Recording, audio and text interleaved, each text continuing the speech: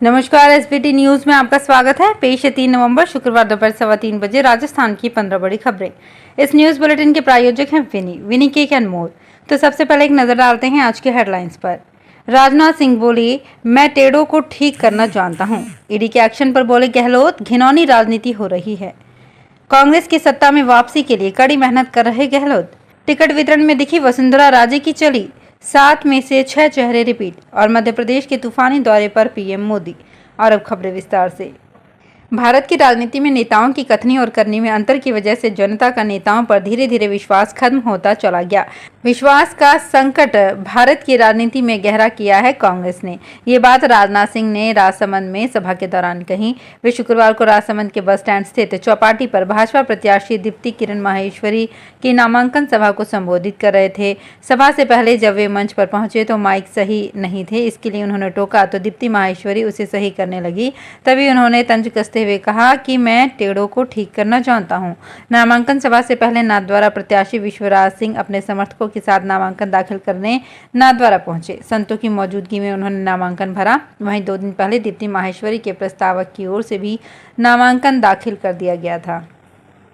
बीकानेर में सीएम अशोक गहलोत ने बड़ा बयान दिया है। सीएम ने कहा कि क्या इतने बड़े मुल्क में नहीं हो रहे आर्थिक अपराध? नीरव मोदी के बाद क्या और कोई मोदी पैदा नहीं हो रहे हैं देश में?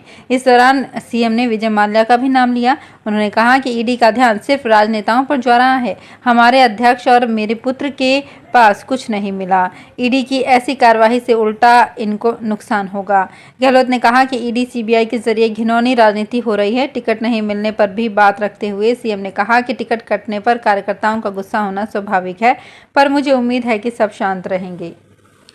राजस्थान मुख्यमंत्री अशोक गहलोत कांग्रेस की सत्ता में वापसी के लिए कड़ी मेहनत कर रहे हैं।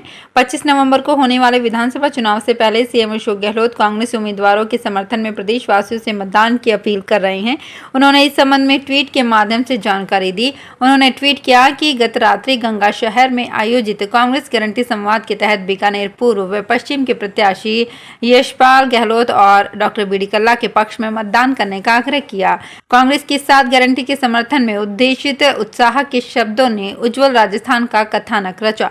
उन्होंने कहा कि राजस्थान को मिलने वाला हर वोट गारंटी बनेगा।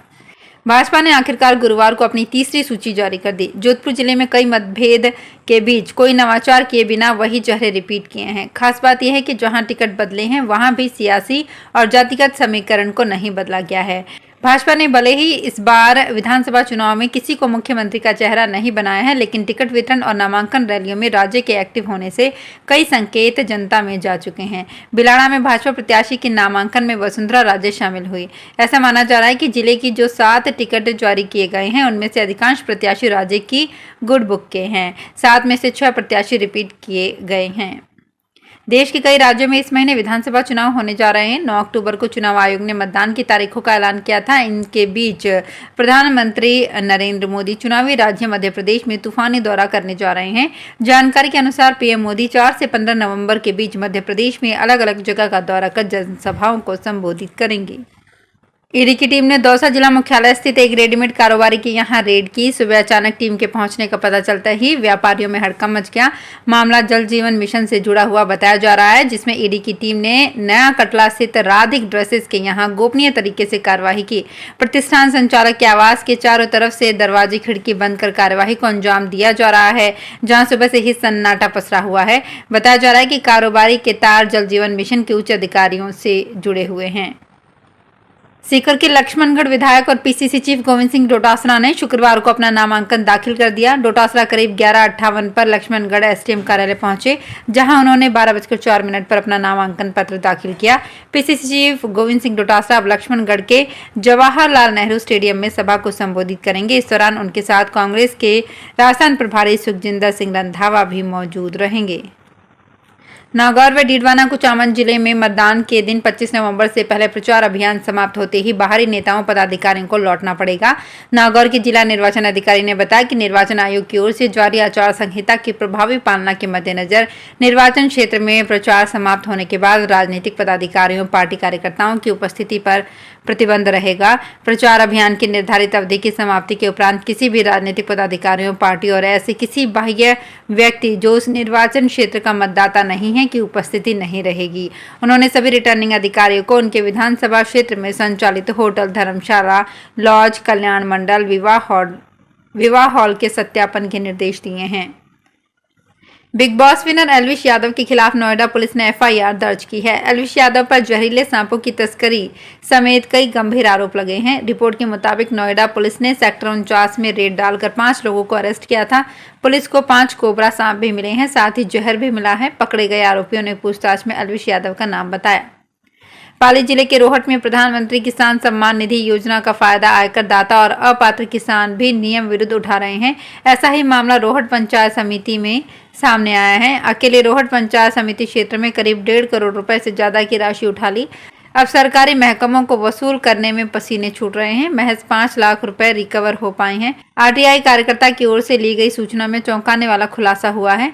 चोटिला के उमराम बंजारा ने रोहट तहसील कार्यालय से सूचना के अधिकार के तहत जानकारी ली तो ये गड़बड़ झाला पकड़ में आया।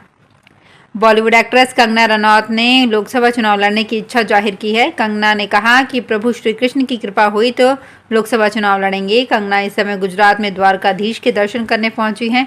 मंदिर में दर्शन के बाद कंगना ने ये बात कही। कंगना ने दिल्ली के लाल किले पर होने वाली लव कुश रामलीला में दशहरे के मौके पर रावण दहन किया था।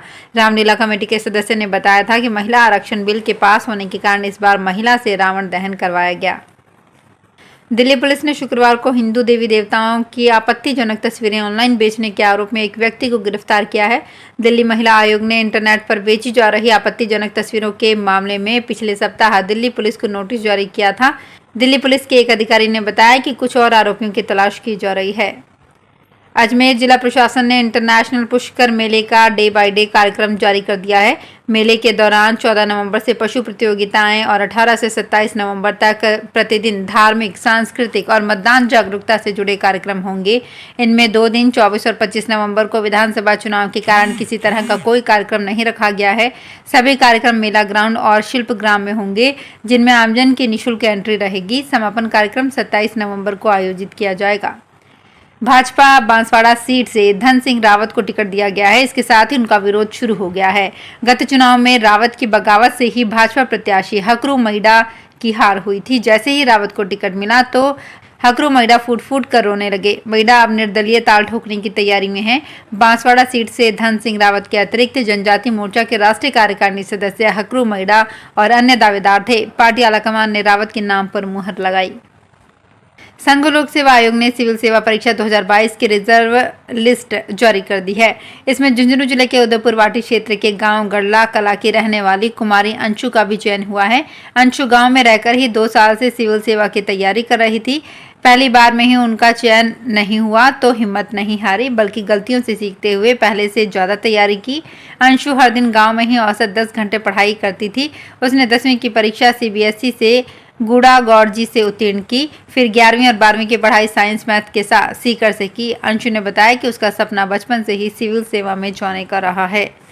तो फिलहाल इस बुलेटिन में इतना ही। फिर हाजिर होंगे कुछ और बड़ी खबरों के साथ। अगर आप भी अपने आसपास की छोटी बड़ी और महत्वपूर्ण खबरों से अपडेट रहना चाहते हैं तो सब्सक्राइब कीजिए हमारे चैनल SPT न्यूज को और प्रेस कीजिए बेल आइकन पर।